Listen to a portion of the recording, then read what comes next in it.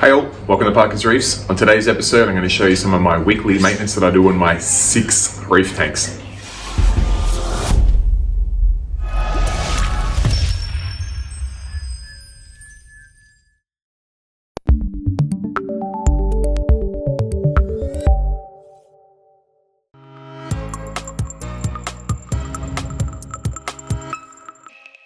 Alright, so we may as well start off with my main display tank because in all honesty that's where the majority of the maintenance happens. My other 5 tanks pretty well look after themselves because the water all comes from this one. But let's start off with some of the obvious things. I'm going to change the filter socks. I do run mechanical filtration on this tank, and I'm going to change the filter socks before I do any other work in the tank because like cleaning the glass or stirring up the sand or whatever will put sediment in the water, and I want the filter socks to catch them. So let's start with that. Alright, so you have to excuse the awkward video angle. I've tried to get the sump in footage and me also as well, so you can hear me talking, but I've got my tub of dirty filter socks. I basically just fill them up here, and once I've got a load's worth, I chuck them in the washing machine just without any detergent. I know other people like to turn them inside out and rinse them out and all that jazz, but I just have a couple of dozen of filter socks that I just put on rotation. I get these from Pearl Filtration in Melbourne. They make them to my customized requirements, and yeah, it works a treat. So let's pull these old ones out.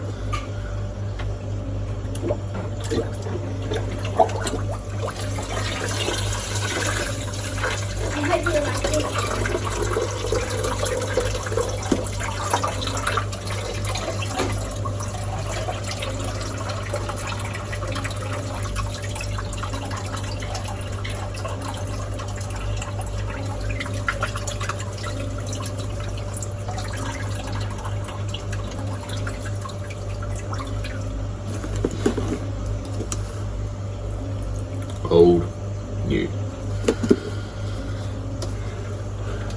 As you can see, it's not the easiest of sumps to work on. I like a lot of gadgets, and as a result I've ended up with quite a lot of things in a pretty small space, so I'd probably review this in future.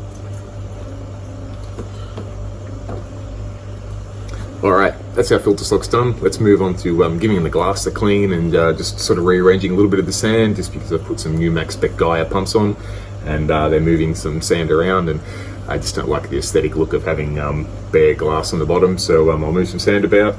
We'll do a bit of a visual inspection over everything, then we'll move on to changing GFO, which I only do every 4 to 6 weeks, and the Zeo stones as well, which again I do about every 4 to 6 weeks, but you guys asked for a maintenance video, so here we are.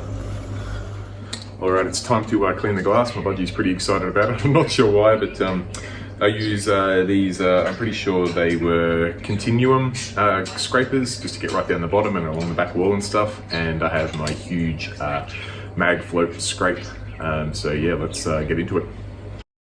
So whilst cleaning the glass, I had a chance to have a look at the back wall, and it didn't look too bad, so I'm not going to bother giving the back wall a clean at this time. I'll just get the front glass, which in fairness I have not done for a full week, so it was pretty dirty, and yeah, just gave that sand a bit of a tidy up along the front. Alright, whilst it might not look like it, that's the glass clean, and the sand, well, it does look like the sand's been disturbed, but let's get on to the next part, replacing the GFO and the Zeo stones. Alright, so the glass is clean, and typically now I jump onto replacing my GFO, which is in the 2 little fishies reactor here, and probably also Zeo stones, but to be honest, I've been stretching them out a little bit lately. I'm getting 4 to 6 weeks, probably closer to 6 weeks out of each, and I did these 3-4 weeks ago, and I guess if the test results show that my phosphates are creeping up a bit, I'll swap them, but till then we probably won't worry about it. But I'll give you a bit of an overview as to what I would do if I was going to replace them. I've got a little pump that feeds this reactor here. It's just a little Siche pump that comes up, goes through the GFO reactor, goes around the back through my UV here. UV comes into my Zeo stones, and they come out into just into the sump. So the first thing I'd do would be to switch the UV off. You never want to run UV with no water flow through it. It's really bad on the bulbs. Then I would pull this reactor out, I'd drain the water out of it, I'd go tip this GFO in the bin, I'd put new GFO in it, then I'd get a little tub, which I've got here. And what I'd do is I'd run the GFO and exit it into this pump. Into this tub. I turn the pump on and just sort of flush the GFO for a second. Even though I use Aquaforest Phosphate Minus, which I find to be a pretty clean GFO, there's still the first half litre or so that comes out of that is like brown. So I would turn that off, I'd turn that on and just drain that into here. Once that's done, I'd sit it aside. I'd turn the pump back off, sit it aside. I'd open up my Avast. What do they call these again? I can't remember. It's the automated Zeostone shaker. I'd open that up, take the water out, pull those stones out. They just literally get chucked in the garden bed. New stones will go in. I use 1 litre. Normally about 1 litre worth of stones in there. Put that back in. Then I'd switch the pump back on, have the water flowing through the GFO. I'd adjust it so I had the right flow. Once I made sure there was no leaks coming through here and the flow was all good, I'd switch my UV back on. Job done. Alright, the next thing I do is have a bit of a visual inspection over a few things. You can see right at the moment my tank's doing a water change. You can see the water coming out of the blue tube down there. That's because my litre meter up here, it's just stopped now, is performing its water change. So I do a bit of a visual inspection to make sure the water is coming in and out okay, which in this instance looks good. Next thing I like to check over is my skimmer. My RLSS skimmer that's been chugging away for ages now. I like to keep an eye on it for a few reasons. In that, the first one being I never really touch it. It's got a, if I get around the video to see, we've got a hard plumb drain here so that it's plumbed straight to the drain, so I never have to take the cup off to empty it. It has a neck cleaner on it to make sure that everything's nice and clean. If we have a look, the neck cleaner is pretty dirty, but the neck itself's beautiful. So that appears to be working just fine. Basically, I like to make sure that it's not going to overflow. You can see I've got a little bit of water in here from the KH Guardian automatic elk tester, but the bubbles are nice and fine. The water level's down a little bit because I've been filthing up the tank, but all is good. I've got a few bags of the Blue Life resin, sort of just randomly sitting throughout the sump. You can see some more down there. I like to have a bit of a visual check over my calcium reactor there, just to make sure all looks good. I just check that the bubbles are entering, which you can see there. Pretty constant, which is good. I do a visual check of my KH Guardian, which currently says my elk is at 7.01, which is great because I aim for 7. I come over to my sulfur reactor here. I've had a lot of questions about the sulfur reactor of late. As you can see, it's a Geo. It's literally a Geo calcium reactor. It just has, where are we? This spot here, that's your CO2 intake. Obviously that's blocked off, no CO2 for sulfur. But I like to just have a bit of a look. You can see it's getting fairly spongy in there, a little bit of sediment in there. So that's probably maybe a month away, 2 months away from being opened up and cleaned out. But you can see the media in there is all nice and still yellow and clear and all is good. I check the effluent. It's flowing out just fine. It's one other thing I do check with my calcium reactor. Check the effluent. If I was really worried I could measure that, but it's flowing about the same rate I expect if I can get it back in one-handed. Perhaps I'll do that later. Let's have a look. Make sure my UV looks good. If I haven't switched it back on, I will. See if we can see the light on. I'll try and pan down. Yeah, you can see the lights glowing in there. That's all good. What else do we check? That's pretty much it. We can do a bit of a visual inspection to the sump. Yeah, it's a little bit dirty. It's not too bad. Could be cleaner, but not going to worry about it at this stage. And yeah, that's pretty well it. The Zeostones look fine. Everything looks good. So I think we can probably do a visual inspection of the pumps in the main display and move on from there. Alright, the next thing I'll check is the max spec dies. They're pretty clean. I cleaned them a couple of weeks ago, but they do build up the dirt real quickly. It's kind of hard to see, but I got a couple of MP40s on the back wall. Yeah, they're hidden pretty well, but they look clean enough. This guy is also pretty clean. I mean, I could get a brush out and give him a brush in the tank. You may have seen when I was cleaning the glass, I did move a couple of corals around just because they weren't sitting where I wanted them. Pretty much everything along the sand bed here I don't actually want there, but it'll do for now. So yeah, I might get the brush out and give these guys just a little bit of a clean in place. And then after that, it's probably just time to do my water tests, make sure everything's where I expect it, and move on to the next tank. Alright, the next thing I like to do with my main tank is just test all the parameters. So I'll use my Milwaukee refractor for salinity. You pick these up from Jack at Williamstown. I've got a martini checker for phosphate, and I use Aquaforest for the three main elements. You've got magnesium, alkalinity, and calcium. I just do these as a pretty quick and dirty test, to be honest, just to make sure things are roughly where they are, where they say they are. I like to check that the alkalinity is close to what the KH Guardian says it is, and I do a quick check online to make sure the KH Guardian is keeping things pretty stable. Then we can move on to the next tank.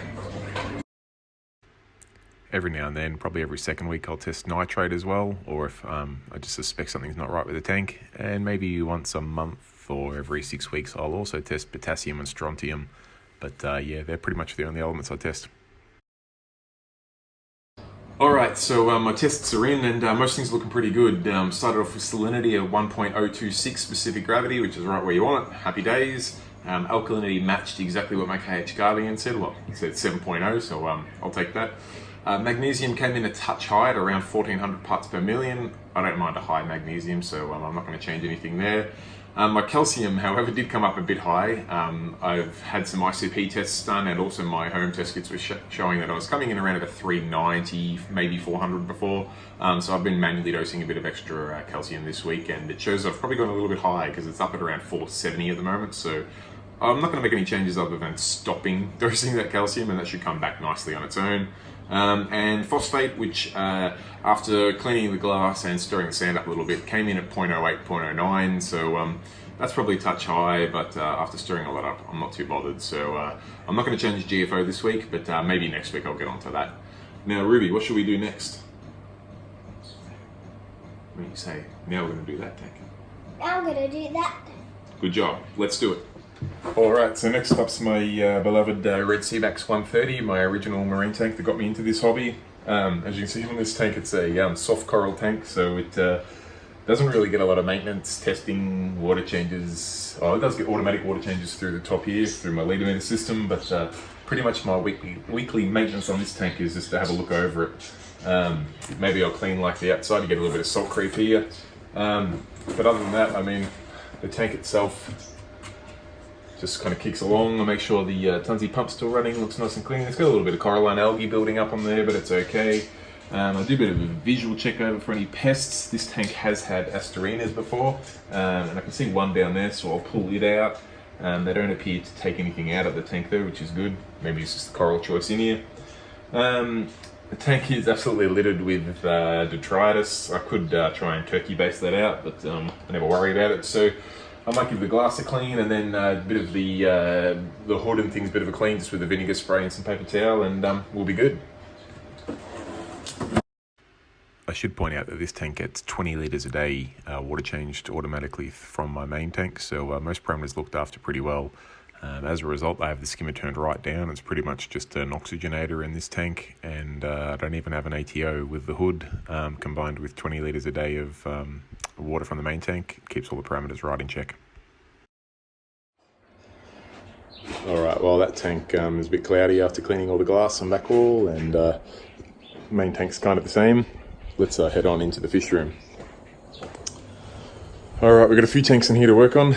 First one's my predator tank, which as you can see by a bit of algae in there and whatnot, doesn't see a lot of love, but all I'm really going to do here is just give the glass a clean and make sure all the fish look okay. You can see my little scorpion down there. He's maxing and relaxing, so yeah, let's give it a clean.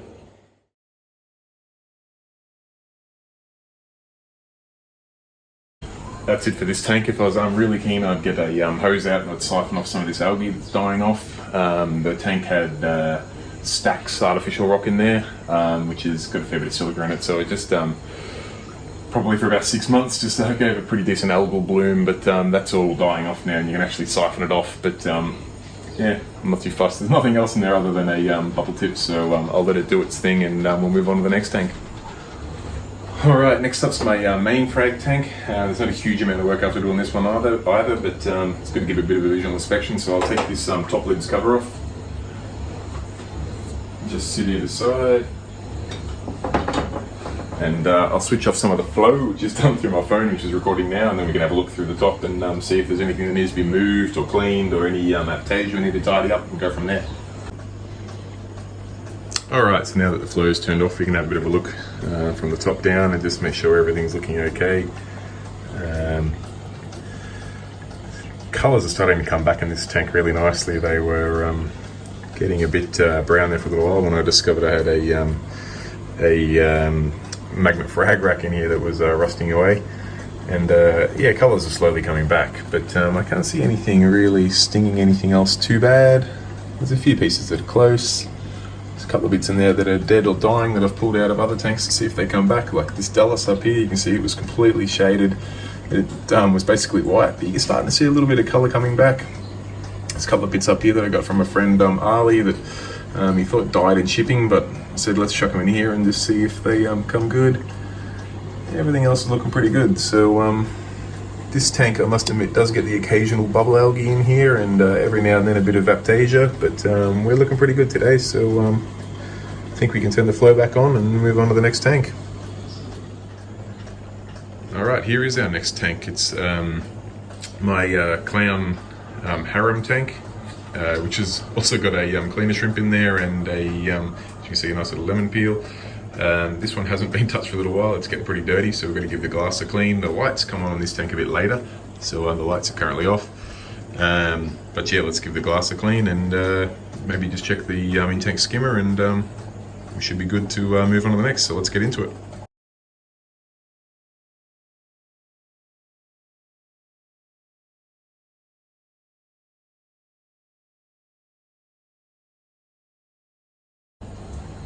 Alright, now that the glass is nice and clean, kind of hard to tell without the lights on. I just do a bit of a visual check over. Well, up there we got temperature, 24.6 is fine.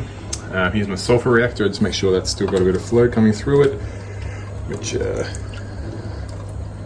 does nicely. Just got a nice little bit of effluent coming through there. Just keeps the nitrates in this tank down. And then finally, just a bit of a visual inspection, the skimmer's still working. He's all good. I was really keen I'd take that cup off and empty it, but I got 6 reef tanks, so I ain't got time to do everything. Which leads me to my 6th and final tank, which is my large frag tank. This one I don't fire up too often because every time I fire it up I get a big algal bloom in it, and then I turn the lights off and let it run dark for a month or two, and it cleans up the algae. So yeah, it's pretty atrocious at the moment. It's got really dirty glass, but I'm not going to bother doing anything with it right now other than just let it keep running away, just feeding the bacteria and whatnot. I've got some nice max spec media in there. I've got a geocalcium reactor, and the water's just pumping through there, so just keeping that all seeded. That's really all I have to do with this tank at the moment, so I just let it do its thing and keep an eye on it. It's not the automatic water changes bringing water in and out. Yeah, the algae's dying off.